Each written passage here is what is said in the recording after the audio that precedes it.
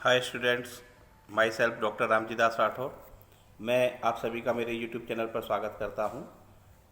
Introduction to accounting लेखांकन का परिचय के अंतर्गत आज हम बात करेंगे लेखांकन प्रक्रिया और प्रक्रिया के विभिन्न चरणों के बारे में। आप सभी वीडियो से अंत तक जुड़े रहें और इस वीडियो में आपको पूरी डिटेल समझाने का प्रयास किया जाएगा। हम वर्डिक उसको समझने का प्रयास कर रहे हैं। चलिए हम वीडियो को स्टार्ट करते हैं। लेखांकन प्रक्रिया एवं प्रक्रिया के विभिन्न चरणों की व्याख्या कीजिए। तो लेखांकन प्रक्रिया लेखांकन चक्र अकाउंटिंग साइकिल को पूरा करने के लिए अपनाई जाने वाली लेखा विधि की प्रक्रिया को हम लेखांकन प्रक्रिया अकाउंटिंग प्रोसेस कहते हैं। और लेखांकन प्रक्रिया के आपके चरण दिए हुए हैं, स्टेप्स दिए हुए हैं। तो ये अकाउंटिंग प्रोसेस किस टाइप से होगी, चलिए हम इसको समझने का प्रयास करते हैं। ये आपकी लेखांकन प्रक्रिया का एक डायग्राम है और उसके साथ ही हम इसको डिटेल भी जानेंगे आगे जाके। तो सबसे पहला है आपके पास, वो है आपका व्यावसायिक समव्यवहारों की पहचान करना, यानी आइडेंटिफिकेशन ऑफ बिजनेस ट्रांजैक्शंस। आप सबसे पहले क्या करेंगे कि जो आपके ट्रांजैक्शंस हैं मॉनेटरी, नॉन मॉनेटरी, उसमें से आपको monetary transactions related to business उनको आपको आइडेंटिफाई करना है। साथ ही साथ डॉक्यूमेंट और वाउचर से आपको उनका वेरिफिकेशन भी करना है। आप जो भी रिकॉर्ड मेंटेन कर रहे हैं तो with the help of vouchers होता है, तो आप व्यवहारों की पहचान करें और उनका प्रलेखीय प्रमाण आपको मेंटेन करना है। अब इतना काम करने के बाद अगली स्टेज जो हमारे पास है वो क्या है कि व्यावसायिक समव्यवहारों का अभिलेखन करना, यानी रिकॉर्डिंग ऑफ बिजनेस ट्रांजैक्शन। अब जो रिकॉर्ड आप करेंगे तो रिकॉर्ड करने के लिए हम अभी चार्ट के माध्यम से समझ रहे हैं, आगे डिटेल बात करेंगे।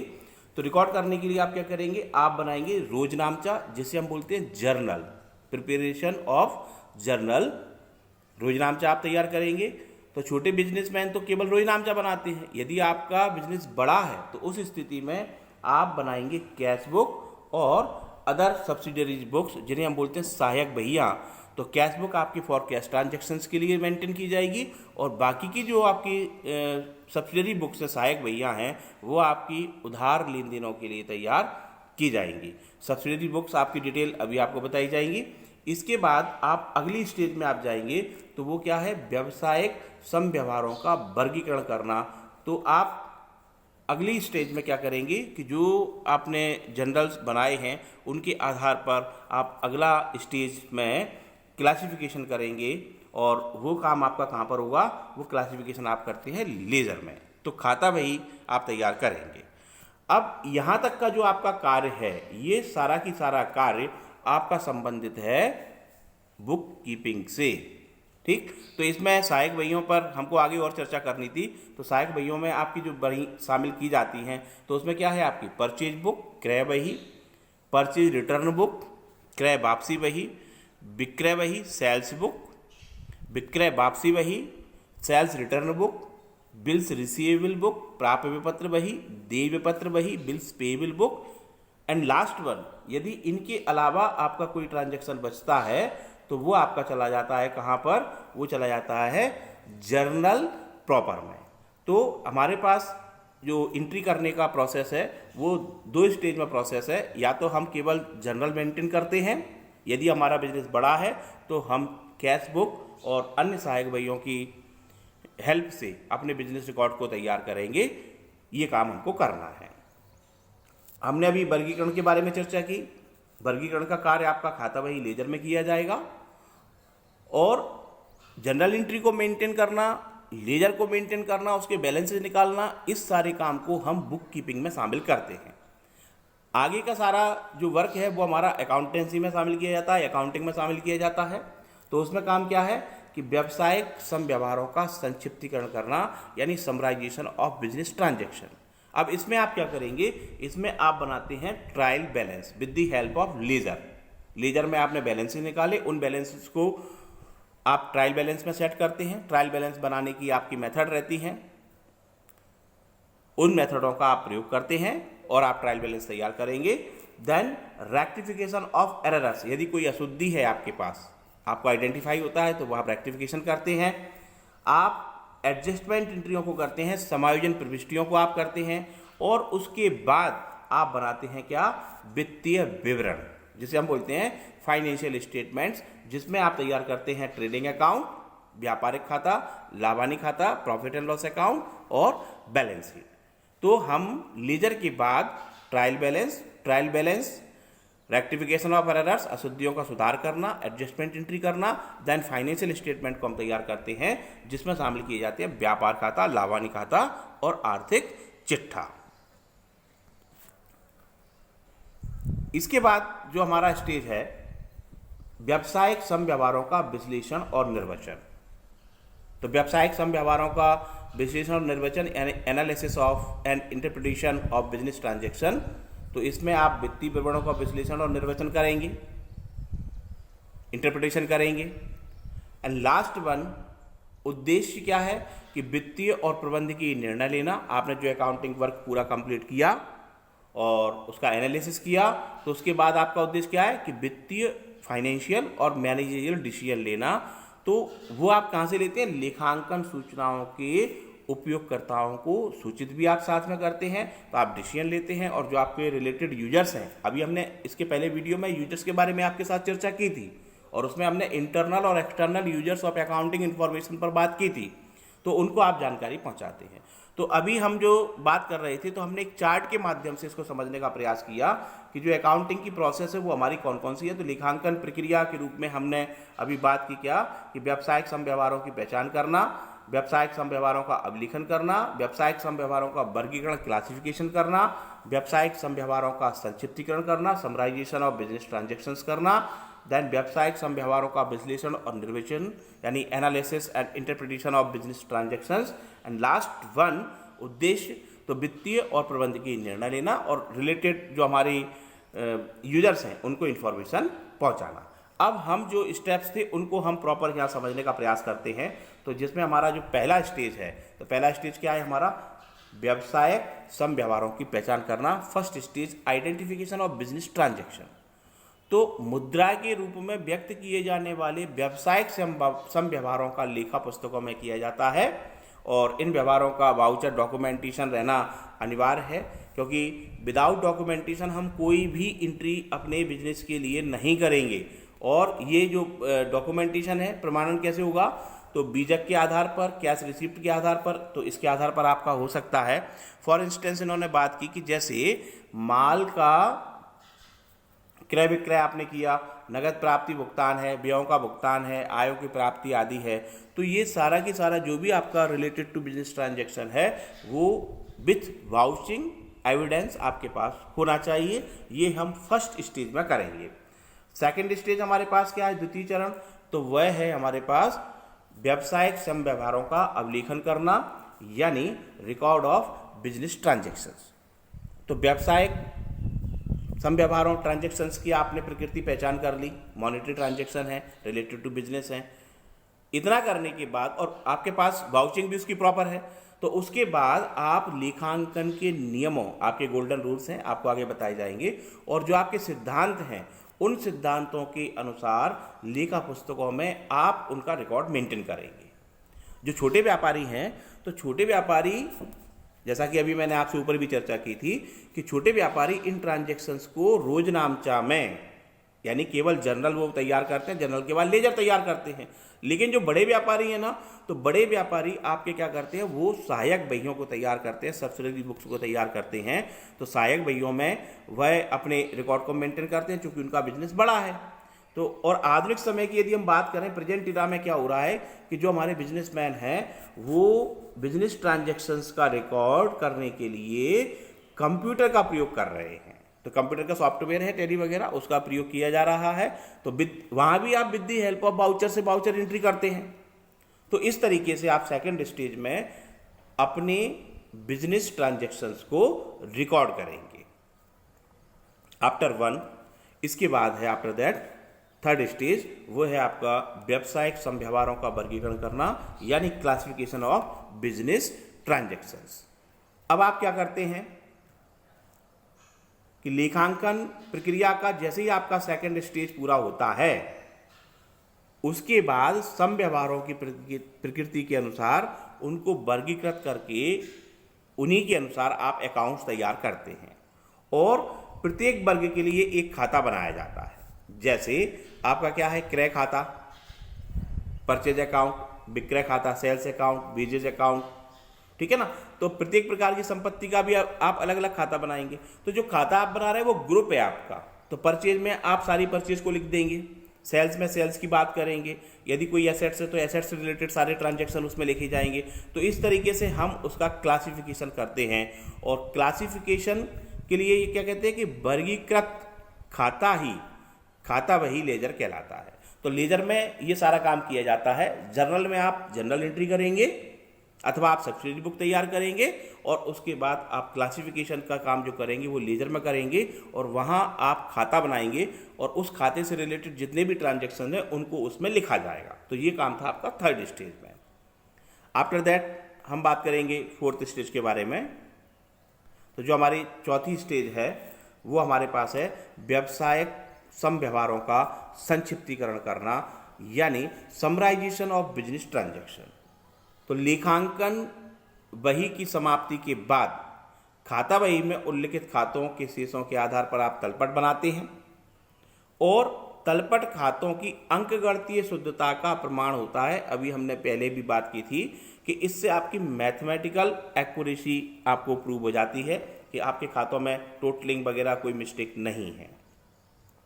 अब यहाँ पर एक बात और ध्यान रखना है कि तलपट बनाने के क्रम में ही, तलपट आप बना रहे हैं उसी टाइम आपको रेक्टिफिकेशन ऑफ एरर्स भी आप करेंगे। तो अशुद्धियों का संशोधन भी आपको करना है। यदि कोई अशुद्धि आपको फाइंड आउट होती है तो आप उसको निश्चित तौर पर उसको रेक्टिफाई करें और आपकी जो एडजस्टमेंट एंट्रियां हैं जिसे हम बोलेंगे समायोजन प्रविष्टियां, तो उनके आधार पर आप अपने फाइनेंशियल स्टेटमेंट्स वित्तीय विवरण को बनाते हैं।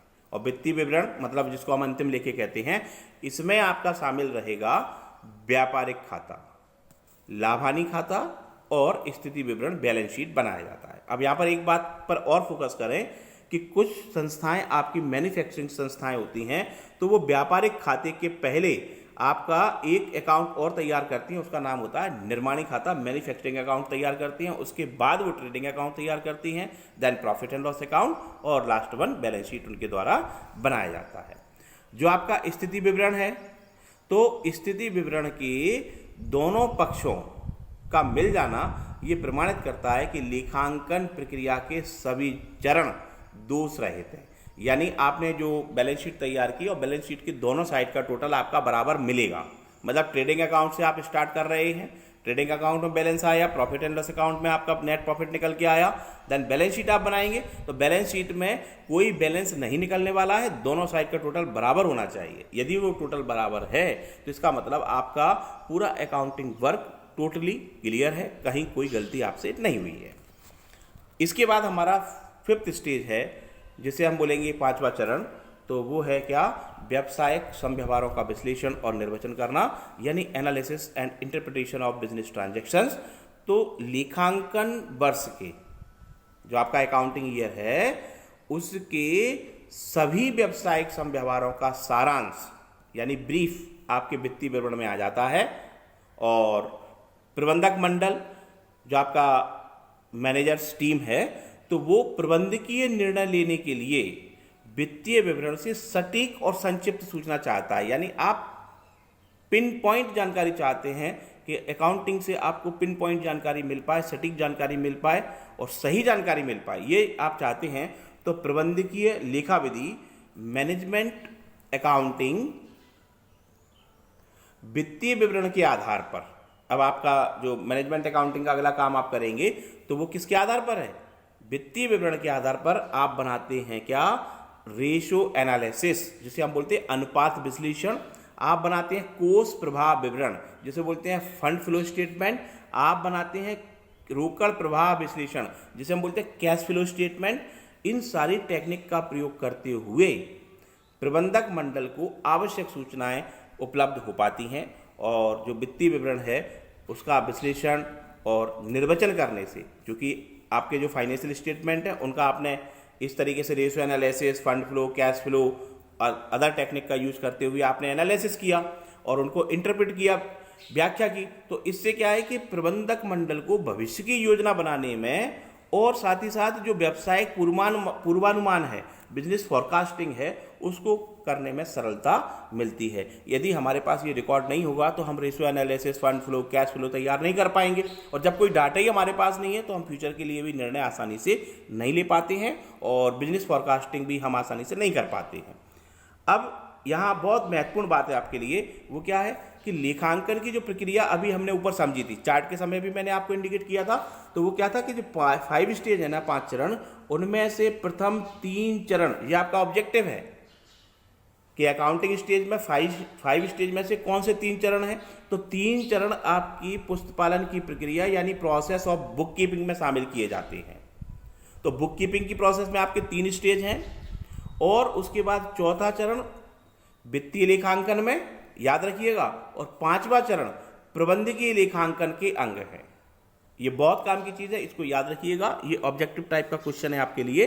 तो 5 चरणों में से पहले 3 चरण आपकी पुस्तपालन की प्रक्रिया, प्रोसेस ऑफ बुक कीपिंग में शामिल किए जाएंगे। 4th स्टेज आपका फाइनेंशियल अकाउंटिंग के लिए है, और लास्ट वन जो 5 स्टेज है, तो 5 स्टेज आपका मैनेजमेंट अकाउंटिंग के लिए है। तो ये बात आपको याद रखनी है।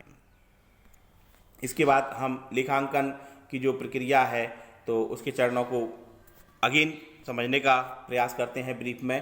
तो GA ली के अनुसार लेखांकन की प्रक्रिया के 4 चरण हैं। अभी हमने 5 चरणों की बात की थी, लेकिन अलग अलग राइटर के अलग अलग ओपिनियन होते हैं। तो इन्होंने क्या बताया कि व्यावसायिक संगठन की वित्तीय स्थिति पर प्रभाव डालने वाली सभी आर्थिक घटनाओं, कौन सी आर्थिक घटनाओं, इकोनॉमिक एक्टिविटीज और व्यापारिक कार्यों का निश्चित नियमों के अनुसार निर्धारित रूप में आप लेखा करेंगे। तो वो किस टाइप से रहेगा, तो देखिएगा, ये आपको दिया हुआ है कि लेन देन और व्यापारिक कार्य, जो भी आपने ट्रांजैक्शन किया, क्या लेखा प्रविष्टि आवश्यक है, यदि नहीं है ना तो कोई प्रविष्टि ना की जाए। यदि एंट्री आवश्यक है, चलिए, यदि हां तो आप क्या करेंगे, धनराशि के रूप में उनकी माप करेंगे,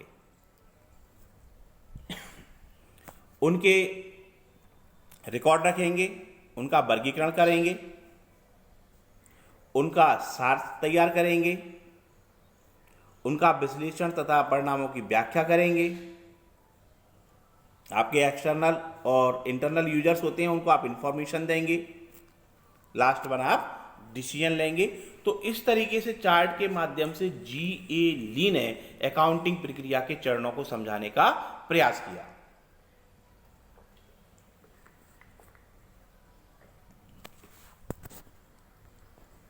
इसके बाद हम उसको डिटेल समझें। तो पहले पॉइंट पर हमने बात की थी क्या, कि व्यावसायिक संगठन की वित्तीय स्थिति पर प्रभाव डालने वाली सभी आर्थिक घटनाओं और व्यावसायिक कार्यों का निश्चित नियमों के अनुसार आप निर्धारित रूप में लेखा करेंगे। और सेकंड वन, लेखा में दर्ज जानकारी का समय समय पर आप सार संक्षेप तैयार करेंगे। तीसरा, लेखे के जो इंटरेस्टेड पार्टीज हैं उनको सार्थक रूप में आप जानकारी देंगे। और 4th वन, निर्णय लेने में उन पक्षों की आप सहायता करने के उद्देश्य से सभी लेखांकन सूचनाओं की आप व्याख्या करेंगे।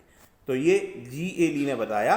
तो लेखांकन प्रक्रिया के चरण, स्टेप्स ऑफ अकाउंटिंग प्रोसेस, तो ये कहां से प्रारंभ होता है, लेन देन की पहचान से आरंभ होता है। याद रखिएगा, पहली स्टेज क्या है, लेन देन की पहचान करना। व्यापार के परिणामों को उसके स्वामी, प्रबंध मंडल और अन्य इच्छुक पार्टीज पक्षों तक संप्रेषित यानी कम्युनिकेट करना, उन तक पहुंचाने पर समाप्त होता है। तो स्टार्टिंग कहां से हुई, लेन देन की पहचान से आप प्रारंभ हुए, और क्लोज कहां पर हो रहा है कि जो आपकी रिलेटेड पार्टी है ना, उनको आप जानकारी कम्युनिकेट कर लें, उनको उन तक जानकारी को पहुंचा दें।